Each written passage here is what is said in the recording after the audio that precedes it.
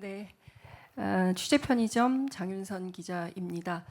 정말 무덤과도 같았던 폐허 위에서 6개월 동안 국민 주권 정부를 운영하시느라 정말 고생 많으셨다라는 말씀을 우선 드리겠습니다.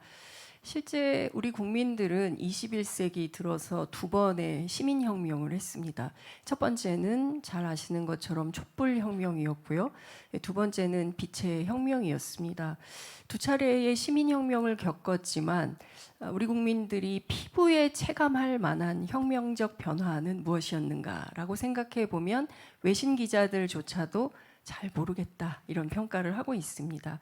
우리 정부는 임기 초반 출발할 때 검찰개혁, 사법개혁, 언론개혁 3대 개혁 의제를 걸고 출발했습니다.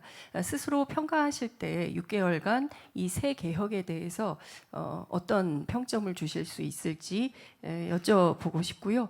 그리고 또 하나 여쭤보고 싶은 것은 지금 원달러 환율 고환율 문제 때문에 그 원화 가치 하락 문제가 매우 심각하다라는 지적이 있습니다. 이에 대해서 내부에서 어떻게 점검하고 계시는지 여쭤보고 싶고요.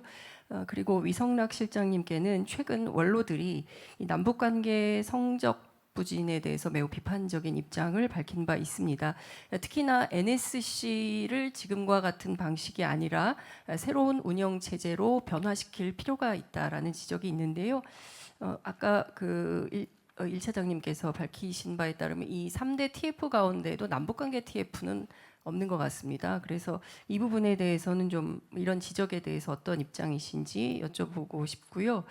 그리고 아까 강훈식 실장님께서 차제에 인사검증하는 과정에서 인사청문회 과정에서 정책 검증을 위주로 했으면 좋겠다라고 말씀 주셨는데 그렇다면 이 도덕성 검증은 그러면 어떤 루트를 통해서 할 수 있는 건지 그 부분에 대해서는 어떤 입장이신지 여쭤보고 싶고요. 질문 많아서 죄송합니다. 세종시 이전 문제에 대해서도 고민 중이신지 그것도 좀 함께 여쭙겠습니다. 이 정도면 거의 인터뷰 수준 아닙니까? 한 5개 되는 것 같은데 취재 편의가 없는 것 같아서 먼저 주신 말씀 중에 파트별로 나눠서 답변을 하시도록 하고요. 먼저 고환율 정책에 대해서 경제성장수석님이 정책실장이 답변 먼저 드리겠습니다. 예, 환율 문제는 뭐 관계장관 회의들에서 그 결과에 대해서도 지금 시장과 소통을 하고 있습니다. 여러 구조적 요인에 대한 그 이해들을 공감을 하고 있고요.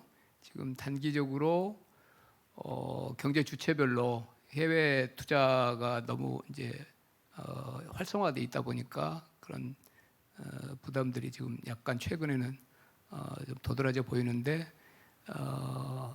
기업들 해외 이익을 국내로 좀 적정하게 환류하는 부분, 그다음에 해외 우리 개인들의 해외 투자 부분에서 너무 위험이나 이런 부분들이 좀 과도하게 혹시 숨겨져 있는 건 없는지 이런 걸 점검하는 문제, 그리고 국민연금의 그 대외 투자와 관련된 국내 해외 그런 비중 환율 아니고 해지 이런 문제에 대해서 각각 세 분야에 대해서 지금 과제들이 지금 진행 중에 있고요. 구조적으로 이 미국이나 해외 부분과 우리나라의 성장률 차이, 그다음에 금리 격차 이런 것들이 있었죠. 해외로 많이 투자가 나가는데 보면 성장률은 국내 성장이 빠르게 회복되고 있고, 그다음에 금리 차도 어느 정도 좀 좁혀질 수 있는 그런 여건들이 있기 때문에 저희들은 적정하게 관리할 수 있는 그런 틀을 지금 갖추고 있다고 생각하고 있고요. 지난번에도 말씀드렸는데 대한민국 정부가 이 문제에 대해서 좀 조정이 잘 안 되고 그래서 이렇게 환의 약세 이렇게 베팅하는 그런 움직임도 있다고 그러는데 분명히 말씀드리지만 거기에 대해서 적절하게 대응할 대책을 갖추고 있습니다. 3대 개혁 말씀 주셨습니다. 사법개혁, 언론개혁, 검찰개혁, 언론개혁, 법원개혁 이렇게 표현하겠습니다. 검찰개혁은 어떻게 진행되고 있는지는 대략 알고 계실 것 같습니다. 법원개혁이 이게 사실은 모든 개혁이 마찬가지입니다만 대통령실 또는 행정부가 어디를 응징하는 식의 개혁 이기는 좀 한계가 있다 이렇게 생각합니다. 장기적으로 보면 결과적으로 시스템을 바꾸는 게 저희들의 역할일 것이고 그것은 많은 부분 국회에서 진행되는 걸 부인하기 어렵다고 봅니다. 그래서 지금 아까 말씀이 있었던 내란 재판부라든지 이런 특별한 일이 있었던 것에 대해서 특별한 조치들과 시스템을 만들어가는 것에 예의주시하고 잘 될 수 있도록 저희는 응원한다 말씀드리고요. 언론개혁은 아까 말씀드렸으니까 좀 가름하도록 하겠습니다. 인사검증에서 정책검증을 중시하자는 거지 도덕성 검증을 빼달라는 취지는 아닙니다. 혹시라도 그런 오해가 없으셨으면 좋겠습니다. 다만 신상털기, 개인의 가족 공격 이런 것들을 어떤 방식으로 소화해야 될지는 숙제라고 생각합니다. 미국의 경우에는 인사청문회를 할 때 가족들이 와서 참관하고 방청합니다. 그것들은 환영받을 일이고 이 나라의 장관으로서 더 큰 역할을 해달라는 가족들도 응원할 테니 더 큰 역할을 해달라는 굉장히 상징적인 모습입니다. 근데 우리나라는 장관이 된다고 하면 가족부터 말립니다. 절대 하지 마라. 왜 돈 잘 벌고 있는데 너 잘 나가고 있는데 그런 거 왜 하냐? 나라를 위해서 왜 네가 내 가족이 희생돼야 되냐? 이렇게 따진다고 합니다. 그런 걸 막자는 취지입니다. 도덕성 검증은 빼자는 취지가 아니라 그래서 그것을 비공개로 한다든지 아니면 비공개에서 사실은 저희가 인사검증을 하는데 그럼 여러 가지 방법들에 비공개로 다 진행하지 않습니까? 거기서 걸릴 것들은 다 걸러집니다. 이제 그렇게 걸르는 방식이라든지 여러 가지 방법들이 있을 텐데요. 이것 또한 제도의 문제라서 국회에서 신중하게 논의해 주시되 국가의 좋은 자원들이 나라를 위해서 일하는데 두려워하거나 무서워하지 않고 그의 역량이 충분히 쓸 수 있도록 해달라는 취지로 이해해 주시면 될 것 같습니다. 세종시 이야기 주셨는데요. 아직은 행정수도 이전에 대한 이야기를 질문하신 거라고 봐야 될 것 같습니다. 아직은 좀 섣부른 이야기라고 봅니다만 대통령께서 퇴임은 세종시에서 할 수도 있겠다라고 이야기하신 발언이 있습니다. 무엇보다도 균형 발전을 이루어야겠다라는 생각에 대해서는 한결같으시고 특히나 서울에서 먼 데부터 많은 에너지와 동력들을 자원들을 집중해야 된다라는 것을 여러 차례 공개 비공개에서 말씀하셨습니다.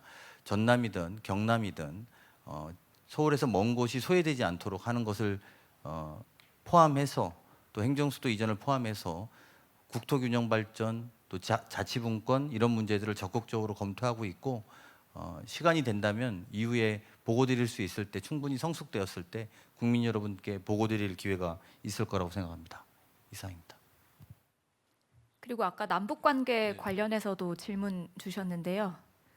네, 저 국가안보실 2차장 이몽순입니다.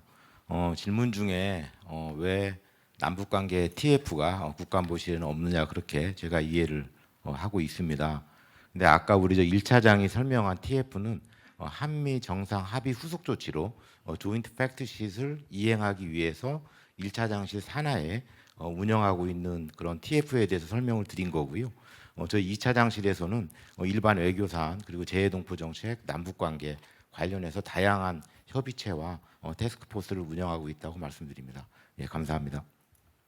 네, 남북 관계에 조금 더 말씀을 드리면 남북 관계에 지난 6개월 동안 진전이 없는 것은 사실 냉정히 얘기하면 이제 북측이 전혀 응할 태세를 보이지 않기 때문입니다. 우리는 우리 나름대로 여러 가지 움직임들을 보인 건 사실이죠. 그런 상황 하에서 이제 애로가 있다는 말씀을 우선 대전제로 드려야 될 것 같고요. 남북 관계는 다 아시지만 남북 차원의 맥락만 있는 게 아니라 또 국제적인 맥락이 있습니다. 우리가 원든 원치 않든 남북 관계는 남북 차원, 국제 차원을 같이 갖고 있는 복잡한 문제입니다. 남북 차원에서 북한이 전혀 응하지 않으려고 하고 또 미북을 중시하고 하는 맥락에서 국제적 맥락 없이 남북 간만으로 움직이기는 또 어려운 게 현실입니다. 그래서 우리는 그동안에 국제적인 맥락에서 여러 가지 조치들을 취해왔고 그런 차원에서 한미 간에, 한일 간에, 한중 간에 진전이 있었던 게 사실이고요. 그걸 가지고 추가 노력을 해보겠다는 말씀을 아까 드린 바 있습니다. NSC에 대해서 간단히 말씀을 드리면 지금 하고 있는 운영체제 예컨대 차장급이 참석하는 이런 제도는 원래 이번에 생긴 것도 아니고 또 누가 말한 것처럼 김아무개가 만들어낸 것도 아니고 김대중 정부 이래 운영되어 왔던 제도와 관행을 따르고 있는 것입니다. 차장이라는 직함으로 NSC에 참여가 이루어진 것은 박근혜 정부 때부터입니다. 그런 경위를 말씀을 드리는 걸로 제 답변을 가름하겠습니다. 예, 아까 장윤성 기자께서 그 언론 개혁 얘기하셨는데 언론 좀 더 확대해서 얘기하자면 언론 개혁과 언론의 지능이겠죠. 그래서 방미통일법이나 방미심의가 통과된다고 해서 법이 통과가 돼서 그게 다 끝나는 건 아닙니다. 후속 정치가 엄청나게 많이 남아 있습니다. 그런 것들을 잘 관리해 나가야 된다고 생각하고요. 또 하나 정보통신법망도 법이 그 개정이 되면 그와 관련된 굉장히 많은 조치들이 지금 후속 조치들이 남아 있다는 거 말씀 좀 드리고 싶습니다. 또 하나 정부 광고와 관련된 거 어떻게 효율적으로 집행할지에 대한 부분들, 또 편중을 좀 없애야 되는 거, 광고 효과가 없는 데에다가 그 몰려나가는 어떤 이런 문제들 같은 것들 어떻게 해결해 나갈지도 좀 고민하고 있다. 내년에는 좀 더 과시적인 결과가 좀 더 나올 거라고 생각하고요. 반면에 또 광고와 협찬 규제에서 미디어 콘텐츠 진흥과 관련돼 있는 이슈가 또 있습니다. 그 부분들도 좀 후속 조치를 만들고 있다는 거 말씀드리고 싶습니다.